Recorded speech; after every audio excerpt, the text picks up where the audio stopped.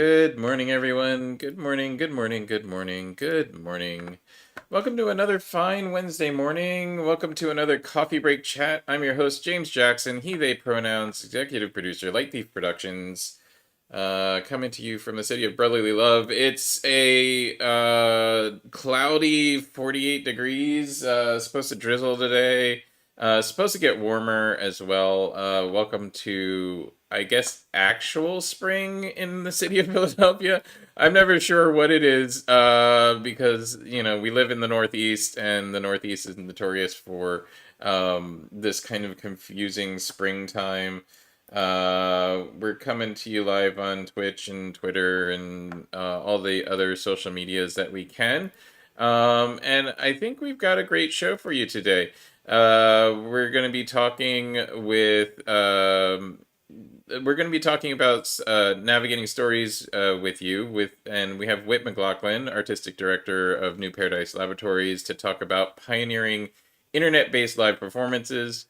Let's get brewing those thoughts. I'm gonna bring Whit on screen. I don't have a rant for you today. It's been a long week, but I think we'll have a good full conversation here with Whit. And so, welcome on screen. If you would please introduce yourself, your pronouns, what it is you do, sir. Hi, thanks, James. It's Whit MacLaughlin, he, they pronouns. My company is New Paradise Laboratories. I've had it since it was founded in 1996, but in Philadelphia since 1999, and still functions as wants to function as an innovator in the city of Philadelphia. I would say you are an innovator.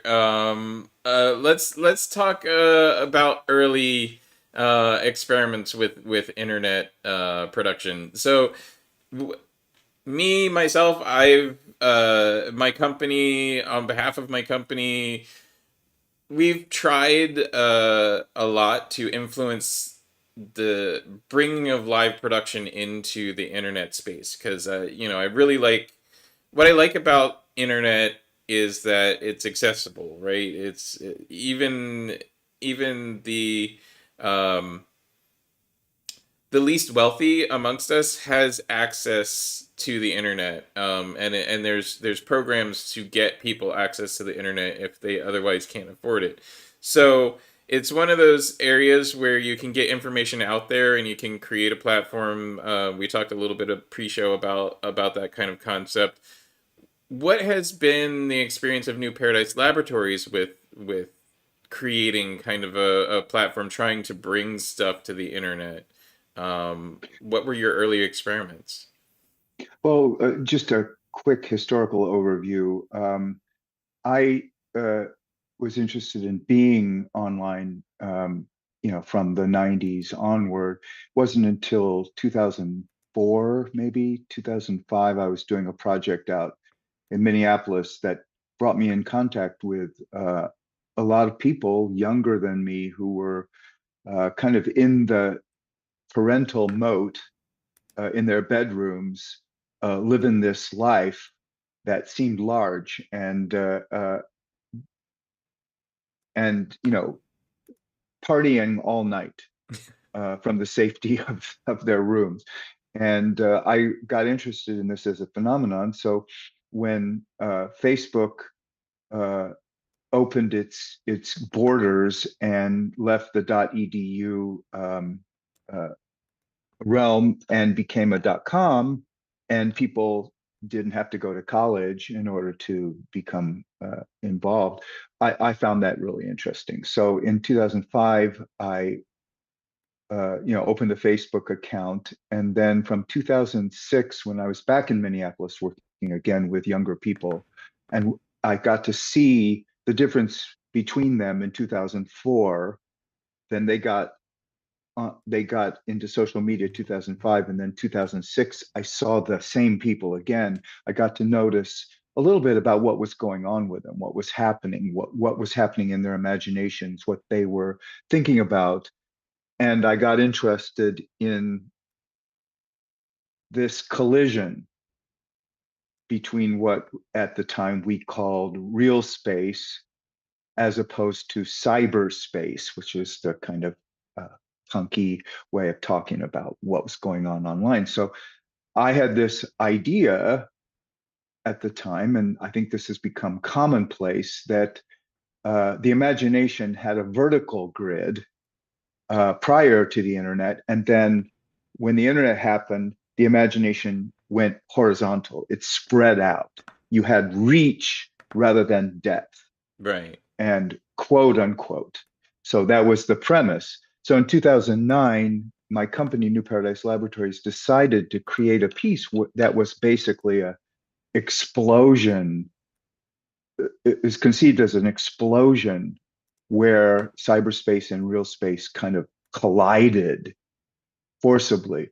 And so we made this piece called Fate Book that was a live show that happened both in real space and online. And it was absurdly large.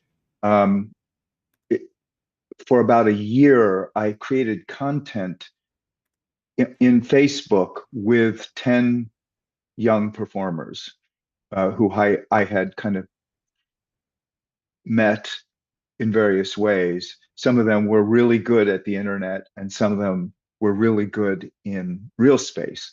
And so, starting about a year in advance, we met up, I guess, finally in January of that year, 2009, and just had 3 days together of workshops, and then didn't see each other for about 7 months in real space. During that 7 months, they were creating inside fictional persona in unverified, unauthenticated Facebook land, Right. and so they could play around. It was like a this escapade, and I was happened to be in a place in June, I think it was, that had midnight sun. So I couldn't sleep for a month. And during that time, I aggregated all of what they had invented in Facebook with all these fake persona and made this gigantic grid, which I hung on the wall.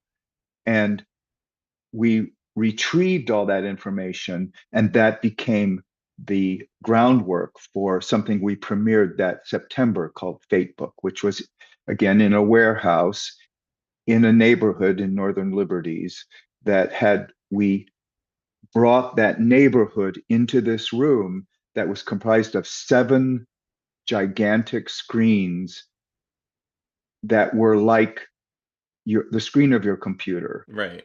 And you basically moved around in a kind of environment that was composed of all these different lives intertwined with sound showers. We invented a program to, so the stage manager could do all the switching from a central location. It was huge technologically, and also then a car comes into the space with a fake rainstorm, and there's a shooting. It's all crazy, and literally, and it was about sort of the smash up of the internet, and um, you know really did something, I guess.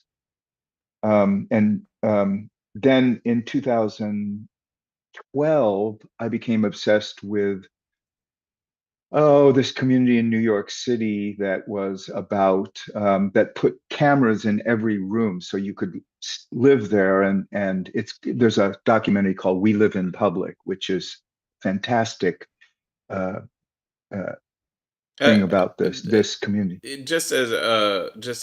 an aside, a precursor of that, I think, would be a precursor of that community and that project would be the cam girl Yeah, lifestyle from like the late '90s, early 2000s, that's where right. people would put cameras in their houses, ostensibly just to kind of document their lives on the internet, and then that is some of the first live performance on the internet, I would suppose.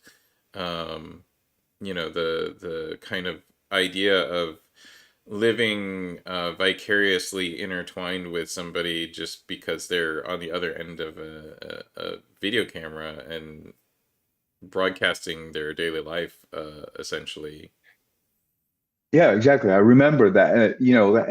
And the guy that did this community, there were cameras in everybody's bedrooms. You basically, if you lived there, you just watched each other do everything that you can imagine doing in public and private. And eventually, the police raided it and flushed it all out. And then the guy who did it, I think, started one of the early internet services. I can't remember which one, but and then he married somebody and transferred this into his bedroom and up shots in his toilet and like a lot of little more.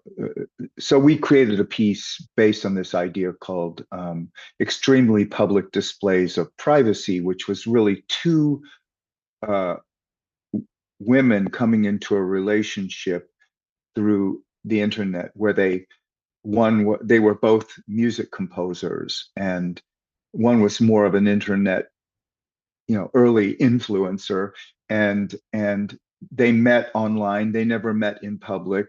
We created the piece at a distance. It had three acts. The first act was totally online. The second act was uh, a video tour guide through Center City, Philadelphia. And the third, you in the process of going on that tour, you came across a bus terminal that had a live performance that you could go see. So it was a little bit, a reverse funnel effect. And, not that many people saw the third part of it, but it was interesting and very ambitious.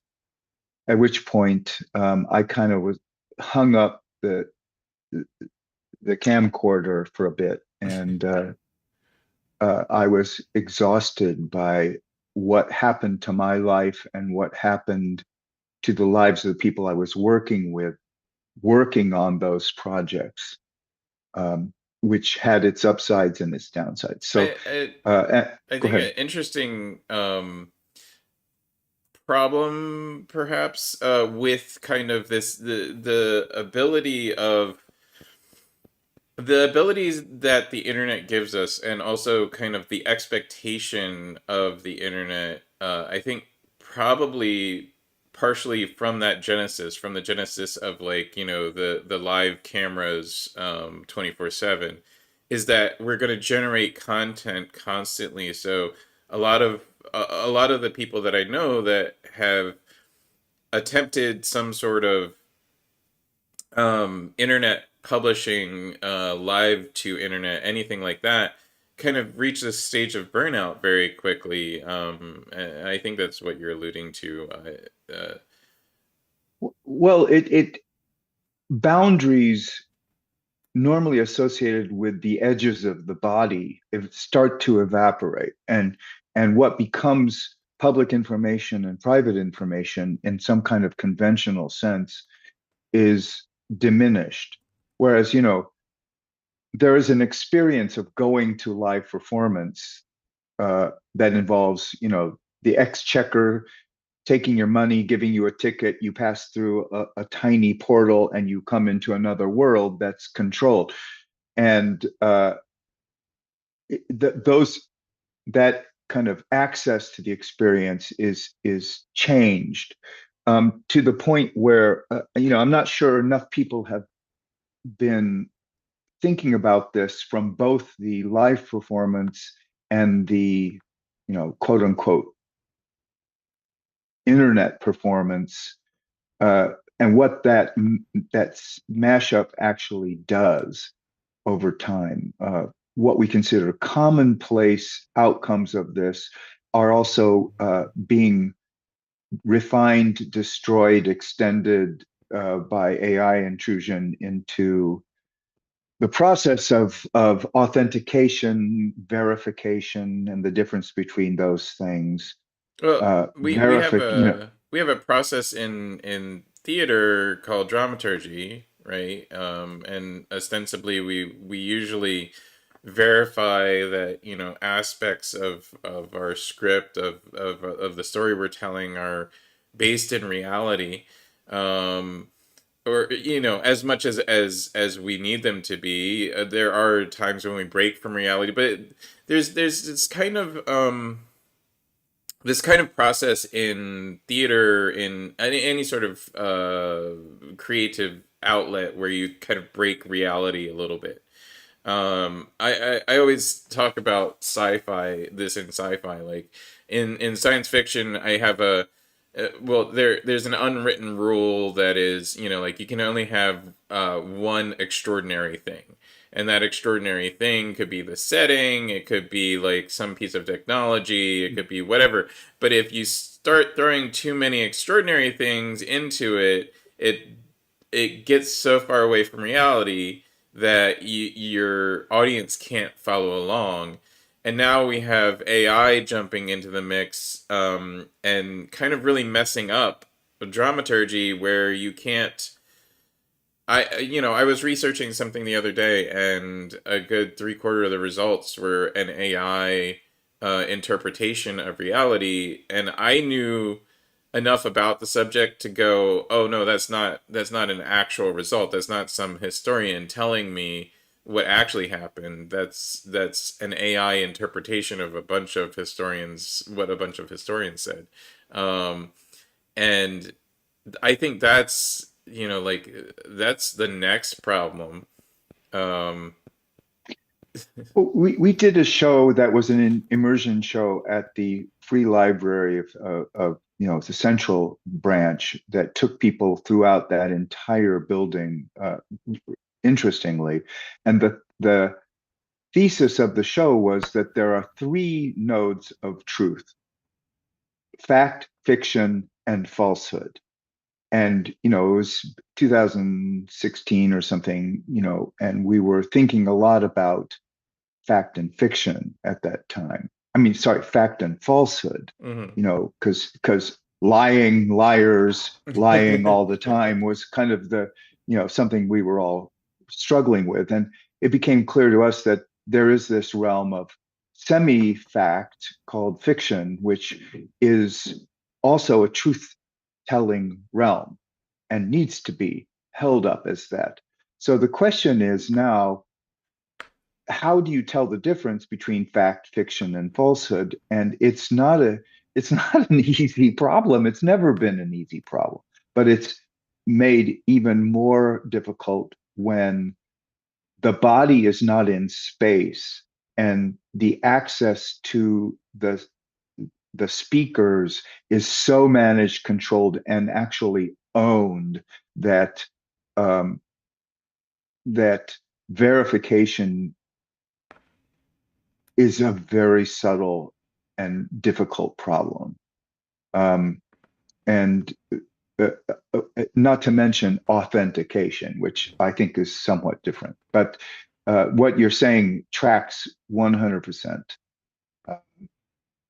And I feel like okay, and there's one other problem in the internet. You and I chatted about this just briefly beforehand. It's like there's nobody aggregating or making archive out of this stuff. Well, It's like yeah, you can do. you and I are the archive in this conversation, essentially. You know, for you were talking about how New Paradise Laboratories has produced a lot of content, but there's no, unless you have the ability to archive all that content yourself, nobody on the internet is going to do it for you. So there's this kind of permanent impermanence that we were talking about.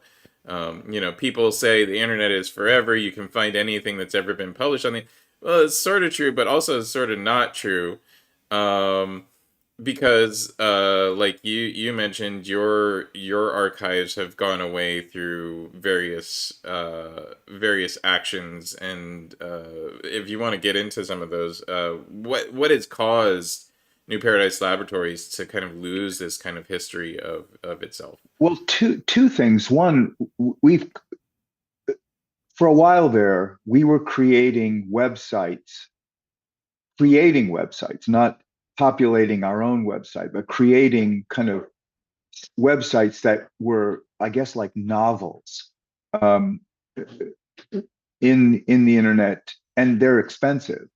Um, you know, the technological development, the populating of these that went along with some of the shows we made, and where that you could sort of interact with the show, not just with New Paradise Laboratories, but with the show and the people in the show and their process and what they were making, and the site itself was a kind of a fiction.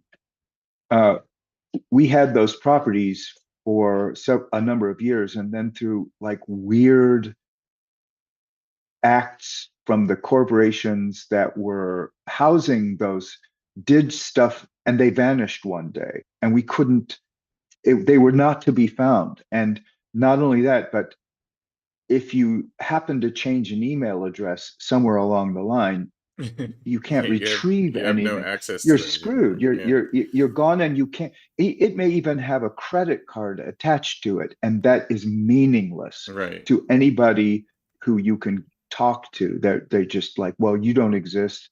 I'm sorry. Bye. Yeah, And and more, it's these not even people that you're talking to. you're just I was tagged this morning in a post on Facebook. The company was tagged in this morning in a post on Facebook. And those that have gotten this scam, I'm sure would recognize it. It came from. I can actually probably pull it up because the Facebook security bot refused to delete the post. Um,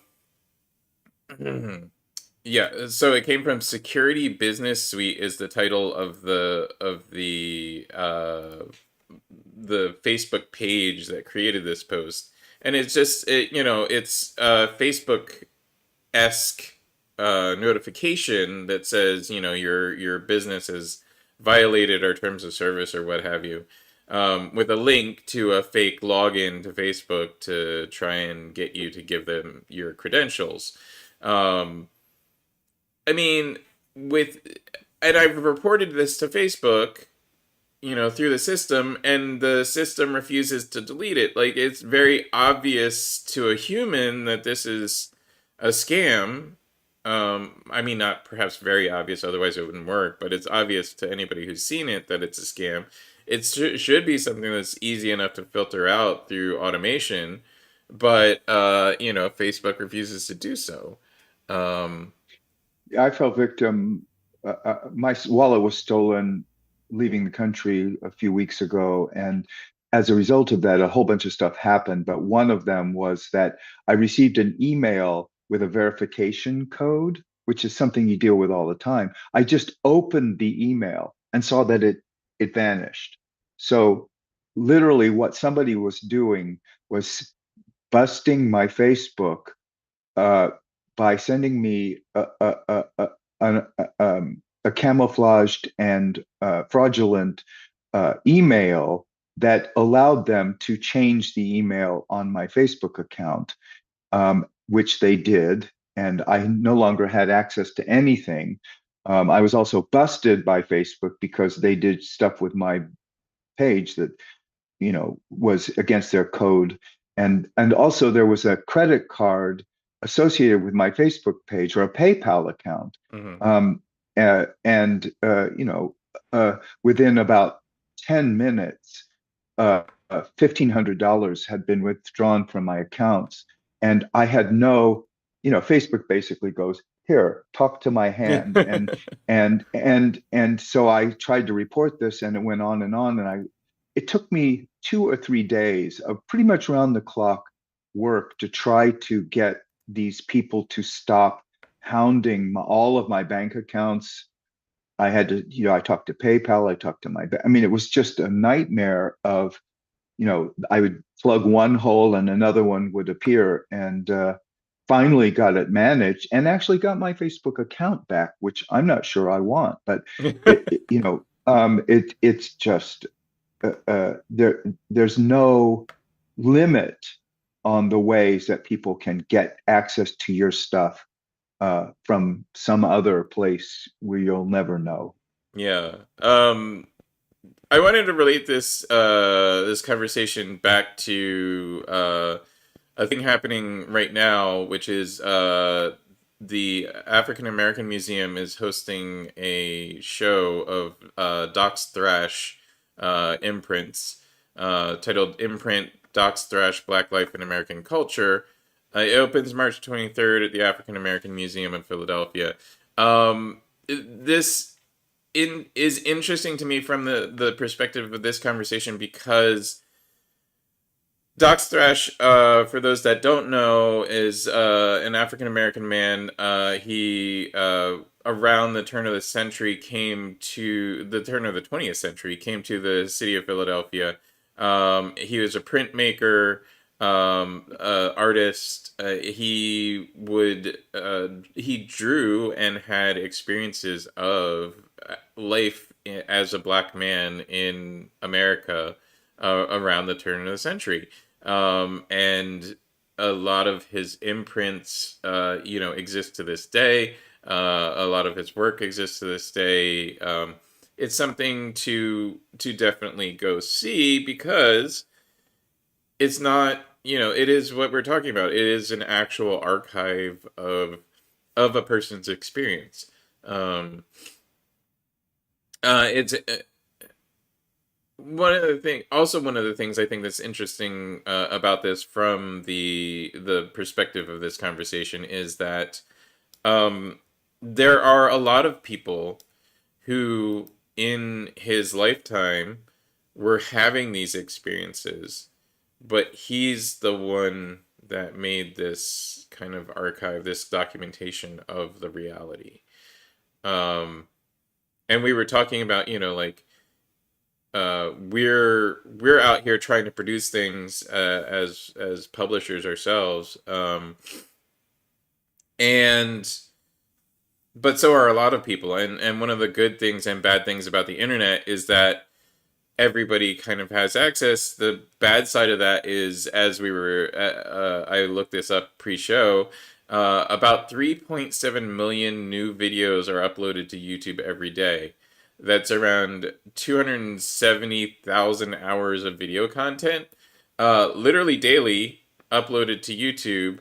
Um, Nobody can watch. There will never be the ability to watch and analyze all that from a critical perspective, right?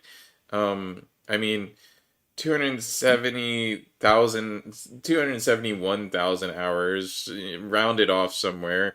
You're talking what are we talking? 100,000 days of content every day. Um, no single individual will ever have time to digest all of that, right? I mean, like you couldn't even one individual wouldn't have time to digest all of one day's content at 100,000 days. How many years is that? I'm bad at math. Um, let's see, 100,000 divided by 365. Oops. Uh, this is why I'm bad at math. And I'm using a calculator. It's something like 300 years. Yeah, 300 years. 274 years. So you'd have to have 274 years just for one person to digest everything that's uploaded to only YouTube every day. And there's many social media sites where that is occurring. How do we edit? How do we refine, um, perhaps without gatekeeping, this amount of content? And what would be the goal anyway, except to preserve human memory Right. so in some kind of central location? New Paradise, I don't know if this is incidental, but um, at some point along the way, I became aware of libraries as repositories of stuff. They have special collections Mm-hmm. and these archive collections that are, kind of like big building boxes of stuff from the past. And it's like, horribly expensive to maintain, and also I'm not sure that with that much content arriving from the on the planet, how do you decide what you're going to keep and what you're going to like somehow throw away? And so, this problem of archive in the internet is kind of either minimal or gigantic, depending on like kind of how you want to look at it. What do we do to preserve the entire like to at least be able to consider the history of the internet? It's beyond anybody's reach, um, on some level. There is. I'll bring up the Internet Archive, internetarchive.org. They're a nonprofit organization dedicated to kind of cataloging the internet. Um, they mostly work on text only, leaving the higher end resources for um, to either continue being hosted by the person who originally published them or just to be lost. So that's one filter. They filtered by the easiest to compress content. Um, but a lot of content nowadays is video. Um, Right. There's the Wayback.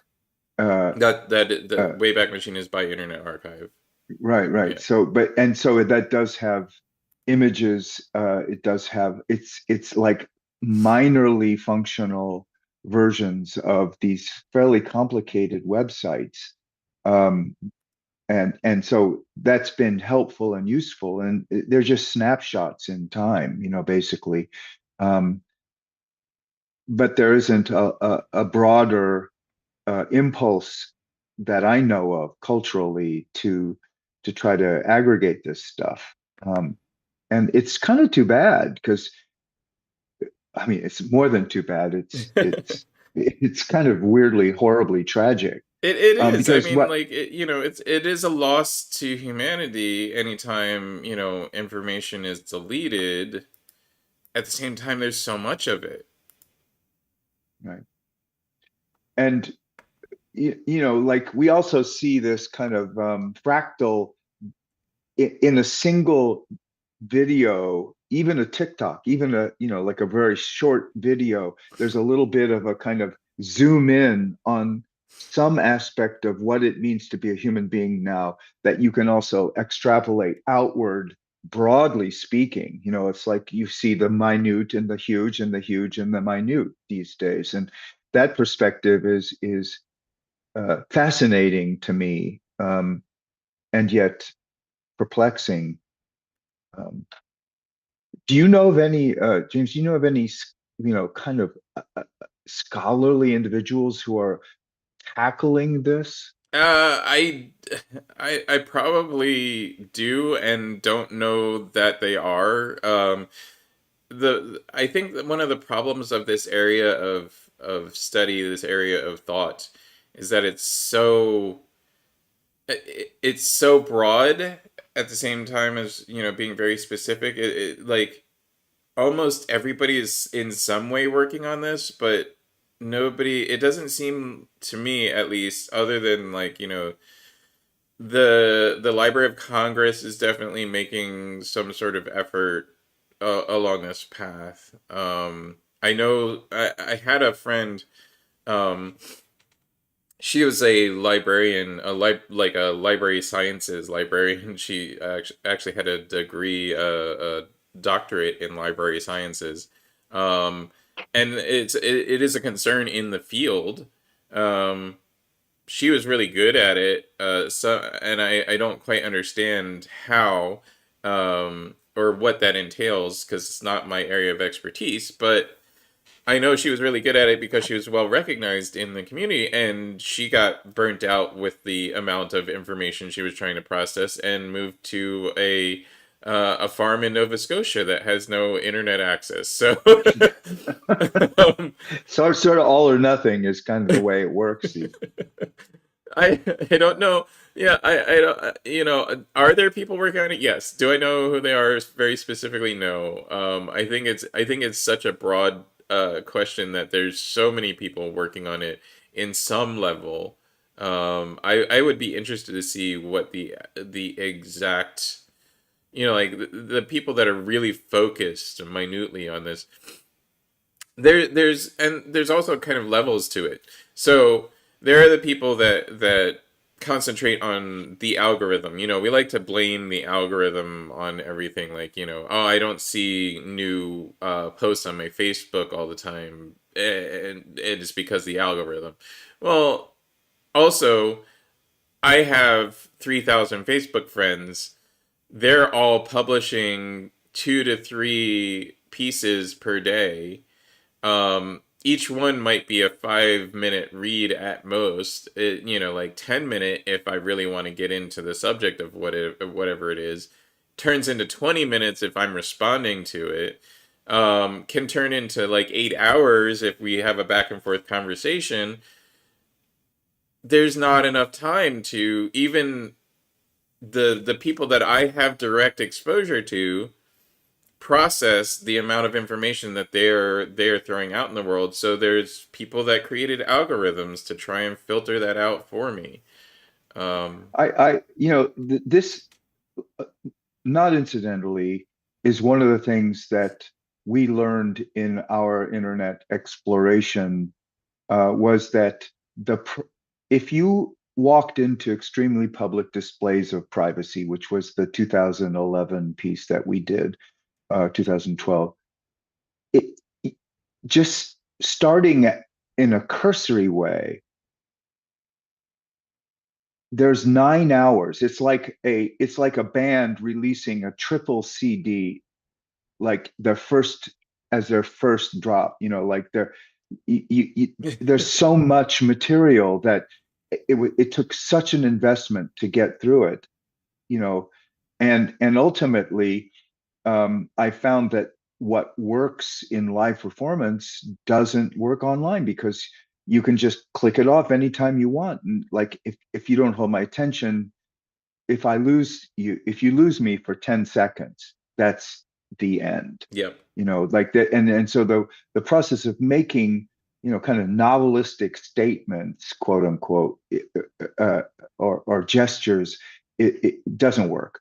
I'm not, like, I prefer, like, the 30-second version nowadays to my 9 hour ambitious foray into deep dive expression, that moves out over the internet. Um, so, I'm not sure we know how the brain functions in that kind of context well enough. We're sort of making it up as we go. I mean, uh, we're evolved apes who decided to find shiny things. So, I mean, we're constantly making it up as we go. But uh,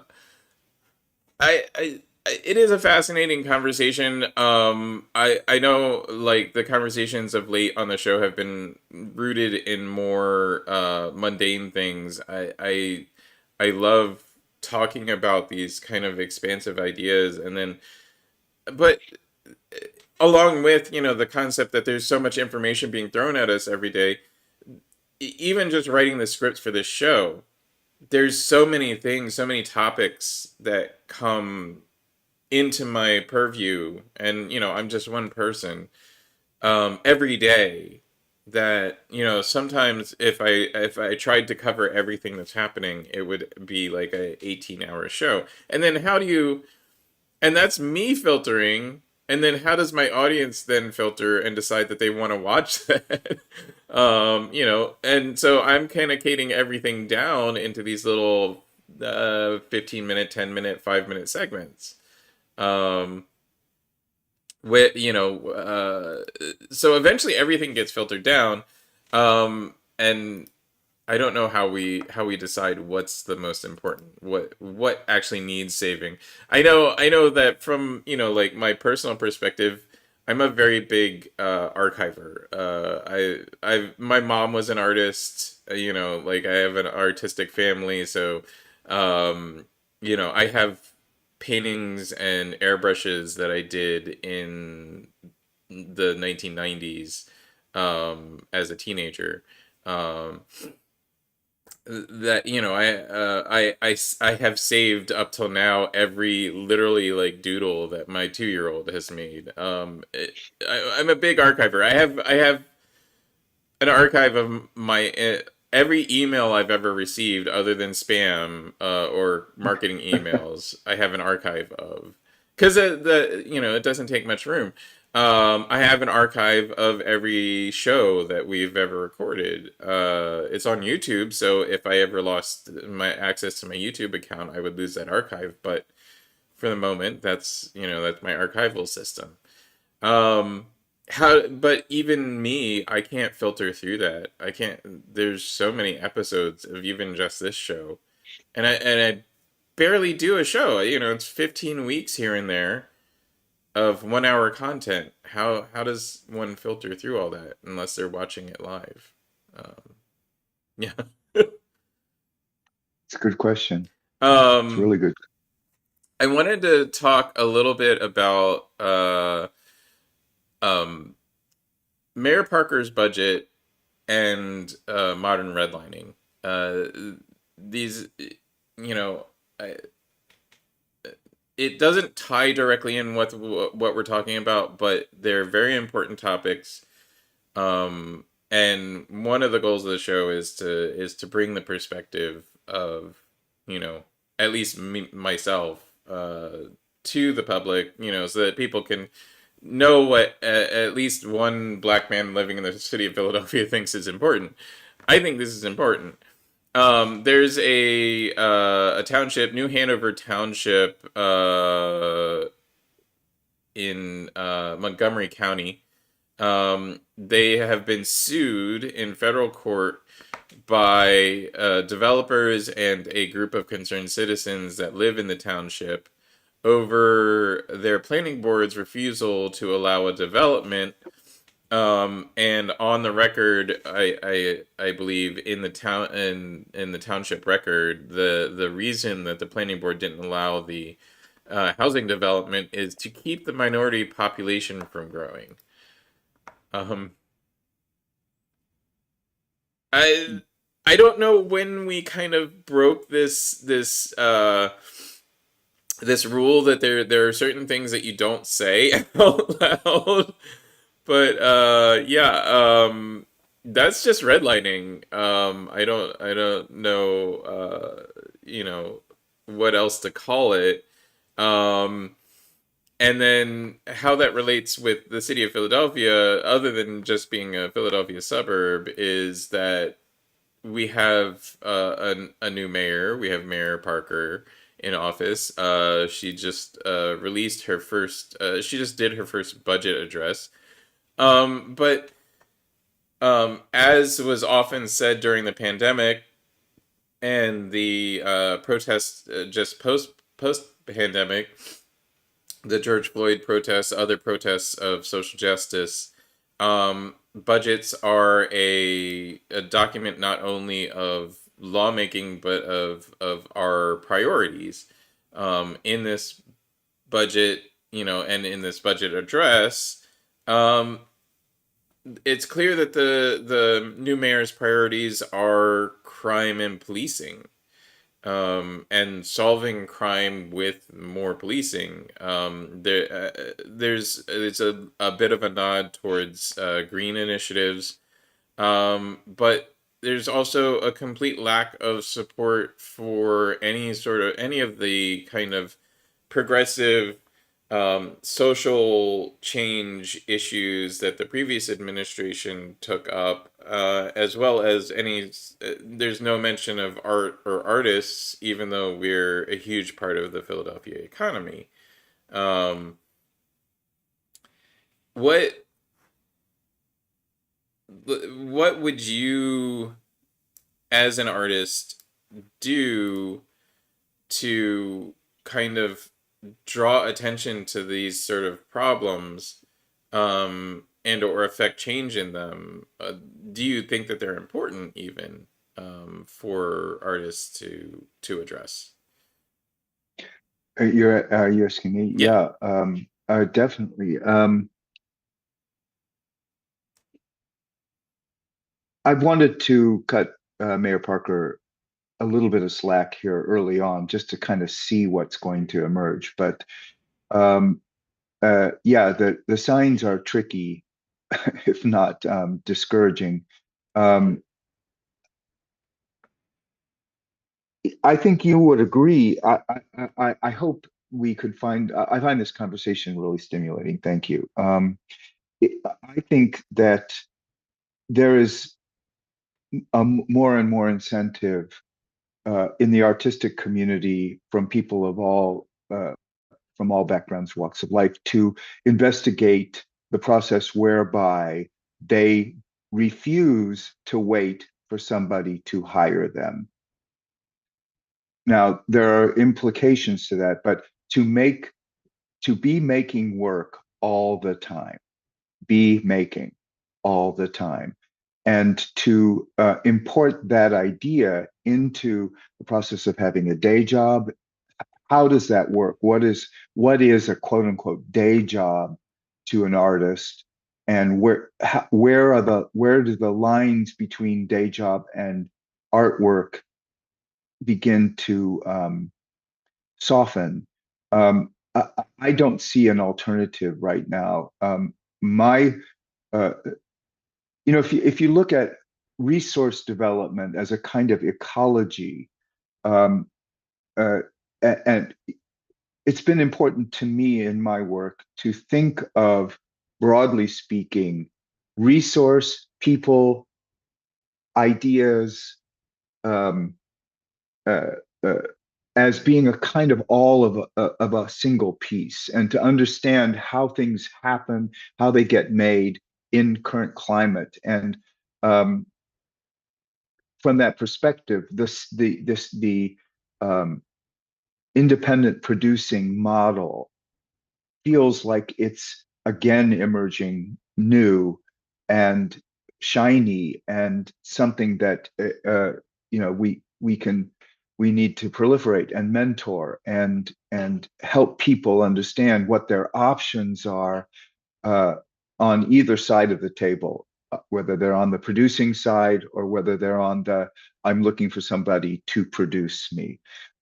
So I don't know. That's where all resources, whether they come from the city, and hopefully that won't diminish. It's been growing in the city to some degree, but even quote unquote progressive or left leaning foundations are now moving their support away from the arts towards other things that people absolutely need. So, what's going to happen to us? Um, what is, like, I'm very uh, uh, privileged and blessed to have been able to do projects like Fate Book at the time when we were able to do them, large scale projects that took a lot more money than I have now. So what do I do with myself now? What do we do with ourselves now in this current climate? Well, there are organisms that are showing up that I find very hopeful and filled with promise, and to the extent that I think of a significant audience as being 10, Mm. but there's no viable financial model there necessarily. So what do I do to continue to produce in a world where 10 is 10 meaningful contacts beats 300 butts in seats on some level, um, which is like the world I grew up in. So, I don't know what the answer is. oh, go ahead. No, I don't know what the Oh, you answer don't know is. what the answer is. I don't know. No, I wish I did. um, I misheard you. I think the older model perhaps was predicated on the fact that you can't get exposed to, you can't get your idea exposed to more people than you can bring into a room, right? I think that the internet perhaps allows us to bring our idea, or at least a filtered version of it, to more people than we could possibly get in a room. But then those 10 people in seats are more important because they're actually engaged already with the idea, um, with the conversation. I think that's kind of cool in a way. It lets you jump some of the content that we've necessarily been trained to create. So like, you're coming from the filmmaking world, you always have your establishing shot. You show people where you are first, and then you come into a mid shot to introduce the people that you're talking to, and then you get into the story. Um, I think in most theater, you also have kind of the same developmental arc. You have these kind of establishment moments in the beginning of the piece, um, no matter how you're doing it, to establish the world that we're in. And then you have your introduction of all the characters, and so you figure out who they are and their personalities, and then you get into the story. Uh, I think perhaps if done right, I don't know how one would do it, but you can now filter that because you can introduce the world, you can introduce the characters before anybody even gets in the room and starts watching content. I think, in a way, that's what I liked about Fate Book, was that it seemed like you could. I'll have to, be honest with you. I didn't get deep into Fate Book, but it seemed like you could introduce yourself to the piece rather than having the piece introduced to you through the script. You know what I mean? It was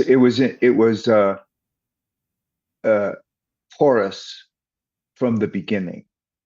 And so if you finally came to the live event, you had a choice as to how involved you wanted to be, how involved you wanted to get. Um, and the space you shared had kind of an analog, a very strong analog component in in a kind of digital framework. And I personally like that kind of stuff where the real magic to me is in the analog world, um, as opposed to in the digital. I don't know where I'm going with this, but yeah, it's like your choice is involved, um, uh, and it just means the reference points, the science fiction where you choose one thing as being the mystery. I find that really powerful idea that I want to ponder a little more, and especially in terms of this modern idea of producing, like what's important. How does one get a message out? Does it happen through contact with one person? Does it happen through contact with many? Well, the answer is probably both, but I don't think one can give way to the other. It feels like the contact that we have one on one is crucial. I mean, and maybe that's just wishful thinking, but I in think an I era, think it's I think this is kind of an area where modern producers, modern content makers, whatever you want to call all the folks that publish, in old style language, we're just publishing. Um, I think it's an area that people just coming into it now have very little reference to what it was in the past, but that the folks that have always been doing it will have to very rapidly try and keep up with the people that are coming into it, because the people that are coming into it are just kind of completely changing the paradigm. Right now, now your audience isn't people in a theater. Your audience is how many people you can get to subscribe to your YouTube. And then just like, butts and seats was important in producing, we now have to change the paradigm and get people who fund and pay for this stuff to understand that the paradigm is changed, that the percentage of people you're talking to isn't the entire world. You're not taking a percentage of the entire world. You're taking a percentage of the people that you can get to subscribe to whatever it is that you're publishing. Mhm. um, and then then the 10 people in a theater makes sense, because you've actually pulled 10 people to a theater. That's amazing. You don't need to pull 300 people to the theater to get 10 people's attention. You need to pull 10 people to the theater to get 10 people's attention. Well, you can pull 10 people into your living room Right. too, or into your small, whatever the room is. It's just that the scale shift implies, how do we make a living at this? How do we sustain ourselves through this? And I find that like the crucial question um, for everyone wanting to continue to involve themselves in artistic endeavor. So Yeah, it's definitely an interesting time for all of us artists. I've had a fascinating conversation. I do want to wrap it up, just because I have to do taxes today. um, me too. yeah, I actually have my tax meeting with the tax preparer this afternoon, so I need to make sure got her all the documents that I need. But I would normally just say, like, this conversation is fascinating. Let's keep having it, but let's keep having it on a different day. I would appreciate. I'd Um, be happy. uh, yeah, I really appreciate you coming on. I'm gonna go to a Thank you. one up of me and outro the show. Do you have any last thoughts? Anything you'd like the audience to know Well, I'm about the working upcoming? on a piece with a very interesting kind of, totally brilliant man, Jeffrey Kussar, who has been a dancer and has been wanting to play Macbeth his whole life. And we've been working on this piece for a couple of years. It's coming around this fall. And he's a man of ambition, wanting to play the man of ambition in an ambitious endeavor. So it's a fascinating story, and I just want it's going to be called the Avalanche of No, Awesome. and so I just wanted to pitch that. Thank you. I look forward to it. Hopefully we can have you on this fall to promote it and talk about it. Thank you. We'll do. All right. Thank you so much. And Thank you, feel free James. to hang out in the chat if you have an extra couple minutes. If you gotta go, you gotta go. No problem. I'm gonna outro the show, but thank you for coming on and talking with me today. Thank you. Thank you very much. Appreciate it. And thank you to the viewers for watching this week, every week. We're gonna take the next couple of weeks off. We have a 2 week break here. We just need a little time to organize some great shows, great guests, and take a little breather. It'll be short. We'll be back on calendar. Where are you? On April 10th with another coffee break chat. And we'll of course post that in advance. So yeah, thank you for watching. Please be sure to like this video if you like what you've seen. Share it with your friends. We'll be posting some shorts over the next couple of weeks, and please like those and share those. I really appreciate your coming out to watch this. And yeah, feel free to comment and watch this in post. In the instant replay.